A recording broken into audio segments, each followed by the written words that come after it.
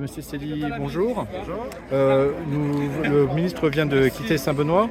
Un des sujets principaux de préoccupation pour vous, c'est le bâti scolaire, la rénovation du bâti scolaire.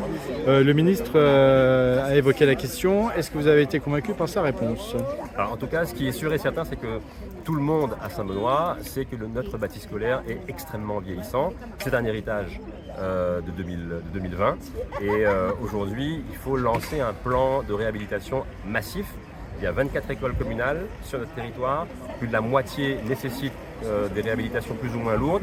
Et ce sont des millions d'euros d'investissement que la ville doit engager et engagera dans les années à venir. Sauf que seuls, nous ne pourrons pas y arriver. C'est la raison pour laquelle je pense et j'espère pouvoir compter sur le soutien fort de l'État et des collectivités départementales et régionales pour nous accompagner dans ce vaste plan. C'est plusieurs dizaines de millions d'euros qu'il va falloir trouver pour des réhabilitations, mais aussi pour des reconstructions, puisque certaines écoles sont dans un état de vétusté tel qu'il va falloir complètement les reconstruire.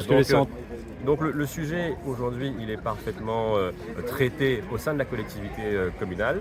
Nous avons commencé déjà à réaliser des travaux dans un certain nombre d'établissements.